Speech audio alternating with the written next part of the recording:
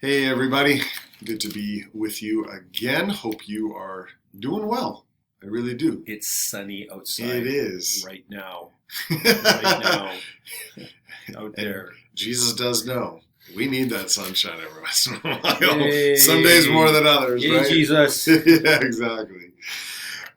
Just want to continue, obviously continue our conversation from this past Sunday, as we kind of have been doing with these videos. And um, sometimes I read an article that was kind of just talking about something that somebody was asking a question to a pastor once, and like, but what didn't you say on Sunday?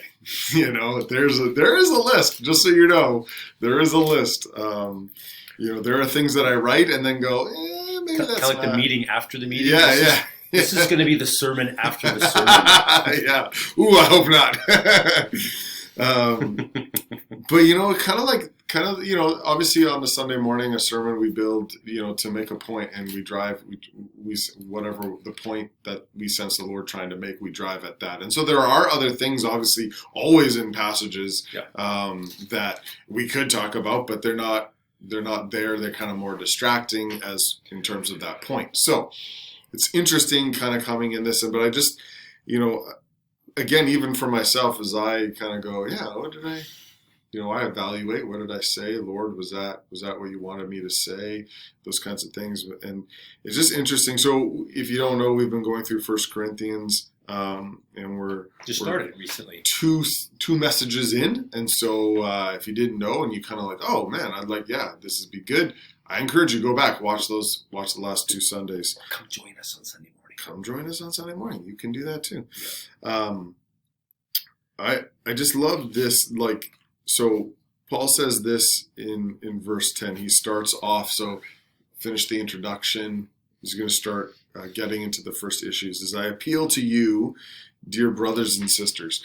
And I think it's something different, right? Like having a family talk is different than having a talk with friends or peers and those kinds of things. And Paul, it's a subtle thing, but he appeals to them as family, not just saying and I'm the authority here. But he even says it, by the authority of our Lord Jesus Christ. So he's not coming and saying here, guys, here's all my credentials. Here's what you need to know about me. He's actually saying to them, because of Jesus, the same Jesus you call Lord and Savior, same one I call Lord and Savior, he's given me this position here. And he says, I want to appeal to you as brothers and sisters. I want a family talk. It's very different, right? Family talk, bringing up issues in family. Why?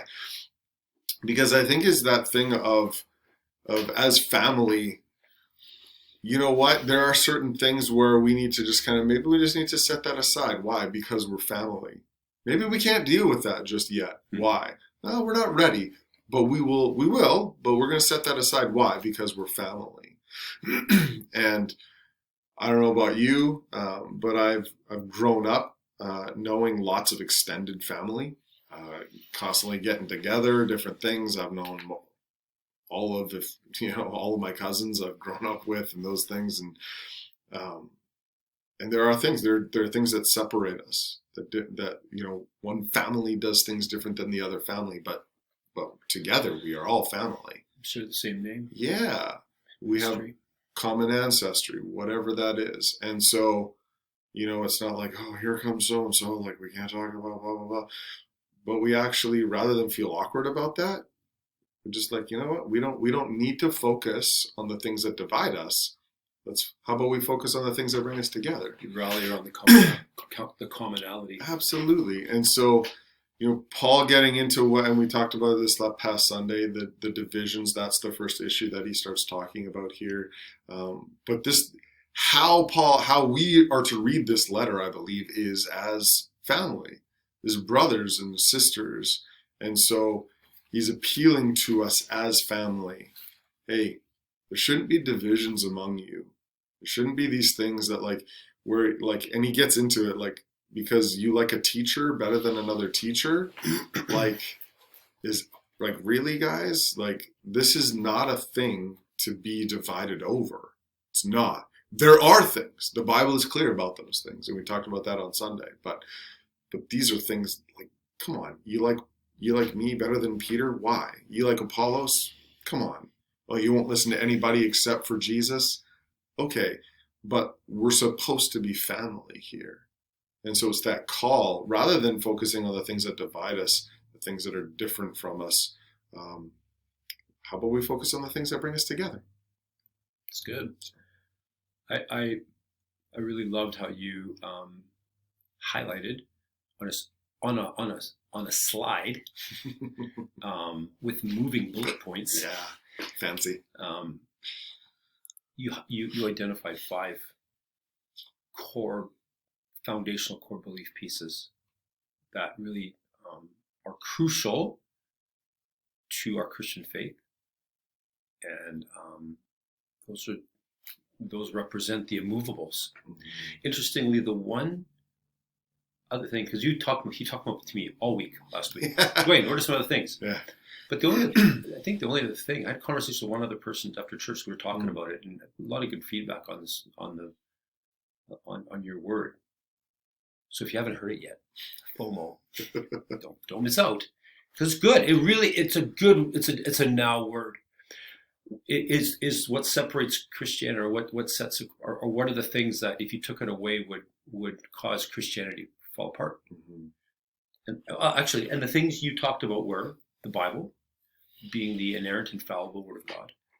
Jesus is God, might not be in your order. The Trinity. Mm-hmm.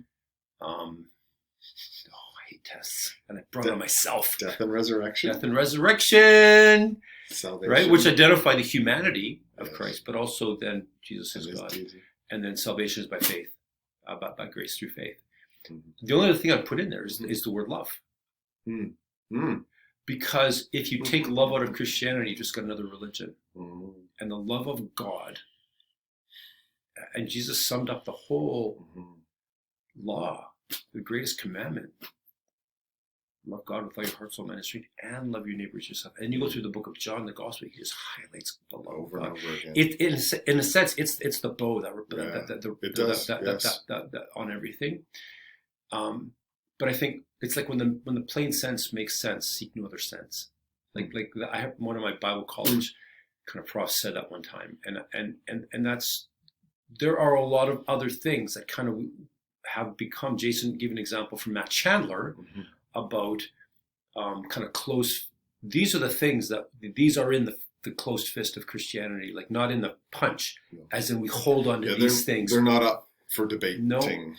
And they're the core. And there are some other pieces that some may try to argue in, but there's a lot of other things that have been kind of stuffed into that closed fist, stuffed into that don't necessarily fit that place. There's a lot of room for conversation about that, and I love the point that you made about the fact is when we're not seeing things to try to have conversation, and it's hard to have conversations when you really believe passionately about something, and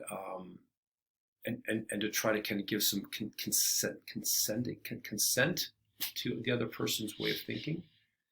And we talked about this last week. You talked about this, like, hey, it's true. There was one church in Corinth. There wasn't First Church of Corinth, the Second Church of Corinth, and right, First Church of Galatia. We've come a long ways since then. Like even the Mennonites, there's a number. The Mennonite Brethren, there was movement away from the general Mennonite Church because there was a coming to disagreement. In the Psalms, it talks about there's a place of commanded blessing. And it's where brothers in unity dwell. And man, like I think about over the years, I look at how the church has just gone through so many expressions and ups and downs. I look at Maple Ridge Community Church and different things that we've had to walk through over the years. And I know the history of this church because I was around since the beginning, and there was a time when I wasn't in the middle, but even that I was privy to a lot of things going on. So many things that have happened that have caused rending of hearts and relationships, and when things are going well, it's beautiful. When things all of a sudden you kind of bump into it, it's hard, and it causes angst. Word we use that came up this morning in conversation. But there's a place of commanded blessing, and how do we? This is the challenge. How do we continue to rally around these things so that they draw us together? And while so many other things can possibly threaten to tear us asunder, there's a place of commanded blessing in here. And that's why when we get together and we worship, it directs us upwards, the engagement. Because then when we're engaged, here it comes back to this again, we're engaging. It helps us to engage better with each other. In humility, God opposes the proud, but gives grace to the humble, which means we have to open up our hearts to each other, to listen, to walk with each other. And that's what I love about this guy. You know, like he's been a godsend in my life. I'll say that. Jason has been. We've been able to walk together. You got to know we love each other deeply. And we don't see eye to eye on everything all the time. But I'm working with him on that. Just kidding. I'm working with you. Yeah, exactly. But it's true. It's true. But finding a way to continue to come together on this. And so yeah, you know, like other, you know, pieces. Jason referenced Ephesians 4. Go give it a read. The last part, a couple weeks ago, I preached on Romans chapter 12, the last part. There's pieces in that we need to refresh our hearts with, to read through, see, God, what do I need to be walking in? And that's the thing. Every time, and I'm going to say this again, is if you haven't yet, you got to watch it. And if you have watched it, maybe watch it again, or just go through the passage. And you don't want to listen to a sermon with somebody else in mind. You want to listen to the Word of God and have the Spirit examine your own heart. And that's what I was doing. I've been coming before the Lord, saying, God, search me, O God. Know my heart, know my anxious thoughts. Lots of anxious thoughts in our world right now. And so that's what we come to, and let the Spirit of God lead us in that. And so. Yeah, I think, you know, just to kind of close it off, I think it just, you know, we need to admit to ourselves, first of all, that, like, honestly, what's the easiest thing? What's the easiest thing is if we all thought the same way. And we all had the exact same conclusions, and we all came to those conclusions the exact same way. Mm-hmm. But I don't know about you, but that's not my reality. People have different conclusions. And sometimes they come to the same conclusions as me, but they come different ways, and I don't always get that. Are the main things the main things? You know, I think about it, you know, on every level, the practicality of just between Carolyn and I. We do line up a lot of the same things in a lot of the same things, a lot of the same ways. But then there are things we don't. And yet we have committed to each other to staying together and to working through those differences and finding maybe some place. Because I know at the end of the day, there is a way forward. Mm-hmm. There is. I don't always see it. It's not always clear to me. And it's not always the easiest way. Okay? It's just not. As Dwayne just said, we don't always see eye to eye on everything. That's okay. But I know that we are both called here. I know I'm called here. Everything he keeps saying, he's called here.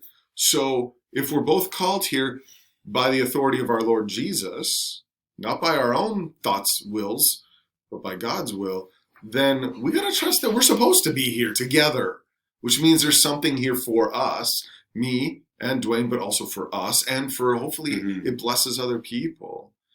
And so we come together on those things that we know we come together on. And we give room. We give room for the other stuff. It's okay. He doesn't need to be me. I don't need to be him. And just as Dwayne said, you got to know, the feelings are mutual. This guy has been a godsend to me. I'm so grateful to the Lord that he kind of like plucked me out of Surrey and was like, here, go to a land far beyond call it Maple Ridge. A land flowing with milk and honey. Yeah. Hold on. Or no, rain, that's a different place. rain and A mountains. land maybe just a land just flowing. Just flowing, maybe. Right? Yeah. But I am so grateful to God for that. And just because then all of a sudden we don't see eye to eye, and all of a sudden what? I'm going to say, oh my goodness, Lord, like what happened is a colossal mistake. No, God that knows happened what day he's doing. 2. Yeah. What have I done? What have I done? But God knows what he's doing. Yeah. He does. And that's why it's important for us to come back to the Lord. God, how do you want me to walk forward in these things? And I'm going to trust, and I'm going to keep trusting in God. My trust is not in Dwayne, and his is not in me. My trust is in God. God knows what he's doing, and he is going to show us the way forward. And so I don't know where that necessarily falls for you. I know, again, we've talked about it. These are very difficult, trying times, and a lot of different people for a lot of different ways in a lot of different places. What is the Lord speaking to you? How is he calling you forward in these things? He bids us to come always, as sons, as daughters. Come to me. Let's talk about these things. You have burdens? That's okay. Lay them on. Mm-hmm. Let's bring them to me. Let's talk about these things. So it just forces more, I think, of a good thing, which is more contact between us and the Lord. If we're going to go to other things, man, those things are drying up and they're falling short very quickly right now. There's not a whole lot of middle ground going on for that. And pray for us as leaders Yes, in the please. church. And our elders. And that's what I mean. It's included in that. As Yeah. leaders, pastors and elders together, Yeah. we're all elders like that, and on Yes. that board and sitting around the table as we seek to walk out how to effectively live out expressively when we gather, especially when we gather, how to do that together, and just keep praying for us as we lead that through, Yes. because this is what our heart is. I just read that in the back of my Bible. That's what we're talking about. That's what he's talking about, right? And we love you guys. You're getting to know that. We love you out there, and let's keep going. Let's keep going. Yeah. You said it. There's a way forward. Let's pray. Yeah, man. Father God, thank you so much for who you are, Lord, and for who you are for us. God, I thank you that you continue to call us forward. Mm-hmm. When honestly, it would be easier just to fall back. It'd be easier just to say, I'm good here. I've come a long ways. I'm good here. It'd be easier to do that, Lord. But you continue to desire and dream for more for us, because there is more for us. Yeah. And so, Lord, we ask that, Lord. We want to again come and submit ourselves to you. You as our ultimate authority. And Lord, we want to be in line with your heart. And we know that your heart for us, for your people, is this thing of unity. And it's difficult, Lord. You know it's difficult. Mm-hmm. Jesus, you had 12 disciples who were very different from each other. And it was just 12. And yet you still helped them. You helped them come together. You helped unify them in you. Mm-hmm. And so, Lord, I'm praying for the same thing for us. Help us as Maple Ridge Community Church to be united together in you. Not because a leader says so, not because whatever's happening, but because of you, because of our relationship with you, Lord. Help us to walk through some of the harder things at times with grace, with humility, so that because we're walking toward unity, Lord. Help us in this. In Jesus' name, amen.